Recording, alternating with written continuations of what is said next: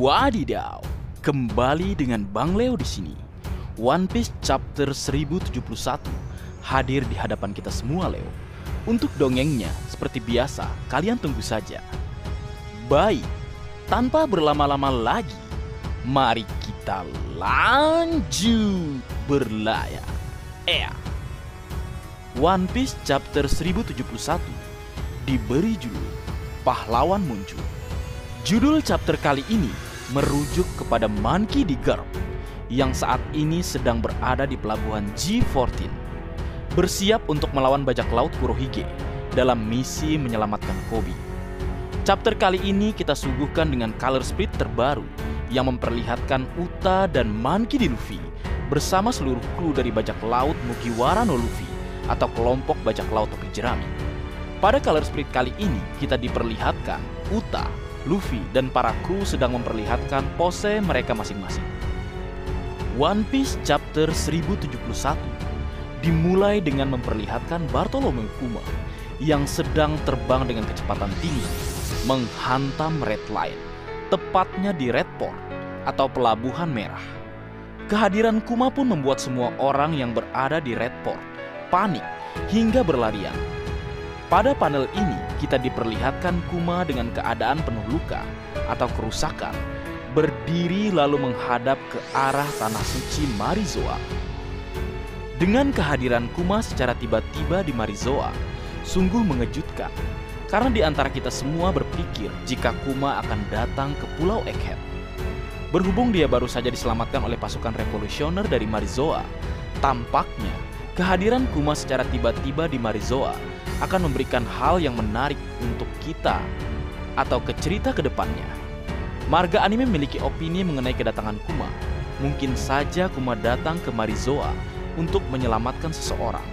Mungkin itu Vivi, Sabo, atau justru Kuma datang ke Marizoa untuk mengungkap sesuatu hal tentang Im-sama. Semuanya masih dugaan, Leo. Menarik untuk ditunggu alasan kenapa Kuma datang ke Marizoa. Berlanjut, berpindah ke lokasi lain, tepatnya di Pulau Egghead. Kita diperlihatkan Rob Lucci, Kaku, dan Stussy sedang mengamati Punk Record. Mereka berniat menyerang langsung Luffy dan juga Vegapunk. Di sini kita diperlihatkan Stussy meminta Lucci untuk menunggu kedatangan Marin terlebih dahulu untuk menghadapi Monkey D. Luffy dan Dr. Vegapunk. Namun Rob Lucci secara tak terduga justru tidak mengakui Luffy sebagai seorang Yonko.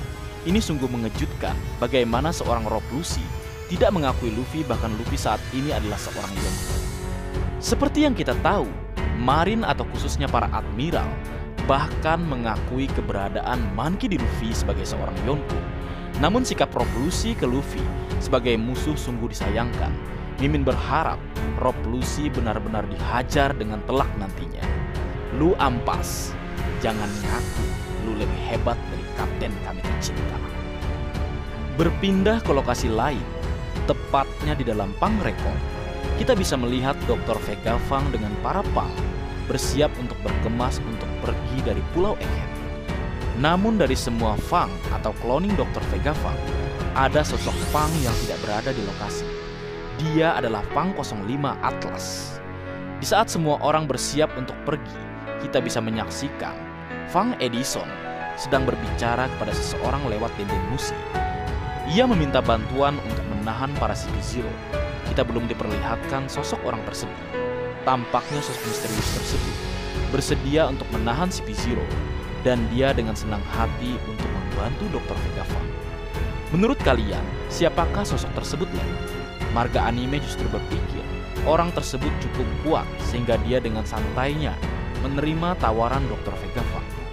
Mimin berpikir sosok misterius tersebut yang nantinya akan berperan menahan para Marin dan CP0 sehingga Monkey D. Luffy, Vegapunk, dan yang lainnya bisa kabur. Namun tetap, kehadiran dan siapa dia dari sosok tersebut menarik untuk ditunggu. Mimin berharap orang tersebut adalah salah satu dari kru bajak laut Roger.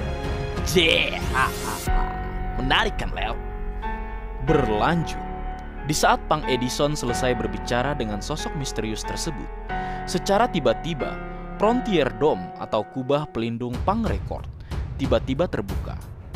Para Vegapunk tampaknya terkejut dengan terbukanya kubah pelindung Pangrekor. Di sisi lain, Rob, Lucy, dan yang lainnya juga menyadari hal tersebut, sehingga mereka dengan gepo bergegas menuju Pangrekor sebelum ditutup kembali. Kita bisa menyaksikan para CP0 sudah berada di Pangrekor, di mana Rob Lucy meminta Kaku menghancurkan Sanigo atau Tausan Sani. Di saat Kaku melancarkan Rankyaku dengan jumlah besar ke arah Sanigo atau Tausan Sani, secara tidak terduga, Roronoa Zoro yang sedang tidur dengan santainya memblokir Rankyaku tersebut.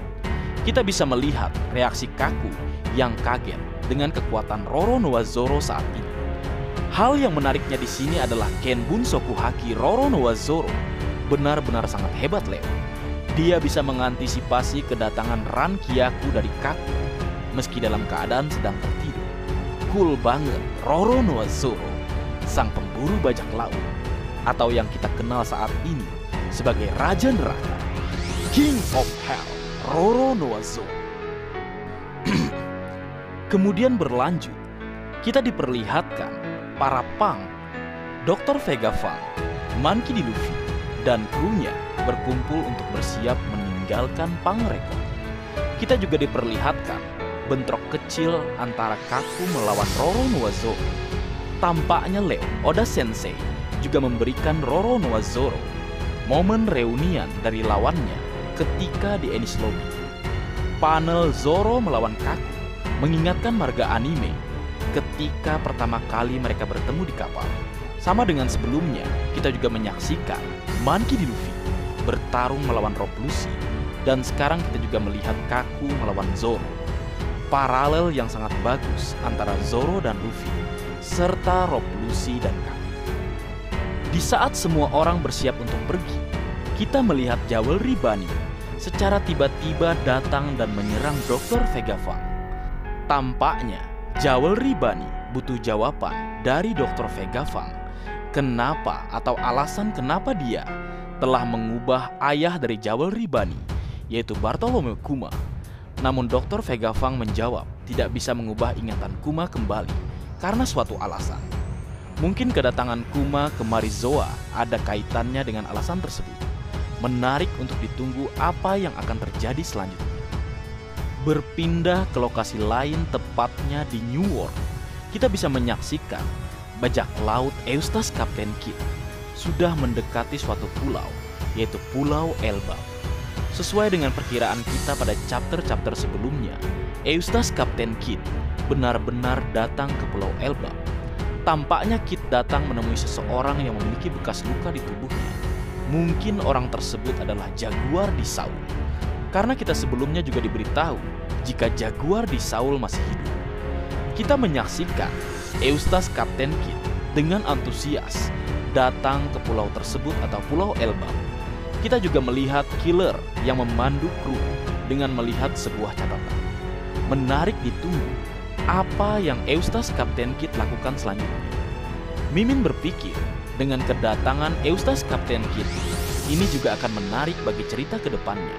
Karena dia tidak akan hanya bertemu dengan sosok pria dengan luka di tubuhnya, tapi Mimin berpikir dia di Elbap nantinya akan bertemu dengan Akagami no San. Seperti yang marga anime bahas di video sebelumnya, jika Egghead hanya gerbang untuk menuju ke Arch yang besar, yaitu Elbap. Menarik untuk ditunggu. Berlanjut, berpindah ke lokasi lain dekat dengan Pulau Egghead, yaitu pulau dengan sebutan G14, sebuah markas angkatan laut. Kita bisa menyaksikan Vice Admiral Dole menolak untuk memberikan kapal ke seseorang karena pada saat ini semua armada di sana harus menuju Egghead sesuai perintah Admiral Kizaru. Namun Vice Admiral Dole kaget karena orang yang berdebat dengannya sudah tiba di pelabuhan G14. Dia adalah pahlawan yang disebutkan di judul chapter tersebut. Dia adalah pahlawan angkatan laut, Monkey D. Garp. Kita bisa menyaksikan Helmeppo dan Hibari menangis dengan senang melihat kedatangan Garp. Di saat itu pula, Garp dengan gagahnya mengajak Helmeppo untuk pergi bersamanya ke pulau bajak laut atau Beehive untuk menghajar bajak laut Kurohige untuk menyelamatkan Koby. Wadidaw. Chapter ditutup dengan adegan yang sangat epik, yaitu pergerakan Monkey D. Garp. Namun di sini Mimin ingin sedikit membahas masalah kedatangan Garp nantinya ke Pulau Beehive. Karena di pihak Kurohige terdapat mantan murid Garp, yaitu mantan Admiral Aokiji alias Kuzan. Dengan kehadiran Monkey D. Garp tentu akan menciptakan dua opsi kemana Aokiji nantinya berpihak. Apakah ke Garp atau ke Kurohige? Mari kita bahas opsi pertama, di mana Mimin berpikir Aokiji alias Kuzan mungkin seorang yang tergabung dalam organisasi SWORD. Karena kita tahu pada Ars Panghazard, Kuzan pernah berkata kalau dirinya saat ini tetap sama dengan yang dulu. Marga anime berpikir dengan status Kuzan yang sebenarnya adalah Marin, justru ini menguntungkan bagi Monkey D. Garp untuk mempermudah penyelamatan Koby nantinya. Ya, tentu saja ini akan menjadi pertempuran besar jika Aokiji berpihak kepada Monkey D. Garp. Opsi yang kedua adalah Aokiji tetap berpihak ke Kurohige atau Marshal Detach. Ini opsi yang cukup berat bagi penggemar Monkey D. Garp karena sekarang atau saat ini Garp sendirian datang ke Pulau Bajak Laut atau Beehive untuk menghadapi Yonko Kurohige dan para bawahannya yang kita tahu semua sangat kuat. Mimin berpikir Kurohige saat ini belum berada di Pulau Bajak Laut karena saat ini dia sedang bertarung melawan Trafalgar di Waterloo di Pulau Pemenang. Dengan terbelahnya pihak Kurohige, ini sangat menguntungkan bagi pertempuran awal Garp. Namun Mimin justru menduga setelah Kurohige mengalahkan Trafalgar di Waterloo, justru Monkey D. Garp adalah orang selanjutnya yang dikalahkan Kurohige. Tentu saja dengan bantuan Kuzan atau krunya yang lain. Mimin berpikir dengan kekalahan Monkey D. Garp, inilah yang menjadi salah satu pemicu perang besar nantinya. Monkey D. Garp akan menjadi plot untuk sebuah cerita masa depan. Sama seperti Heiken no S, dengan status Aokiji tersebut juga menjadi salah satu kunci untuk cerita ke depannya. Apakah dia tetap berpihak ke Kurohige atau tidak? Menarik kita tunggu apa yang akan terjadi selanjutnya, apa yang akan terjadi dengan mereka semua. Chapter yang benar-benar megah, kita disuguhkan dengan fakta-fakta menarik. Menarik untuk ditunggu, apa yang akan terjadi selanjutnya.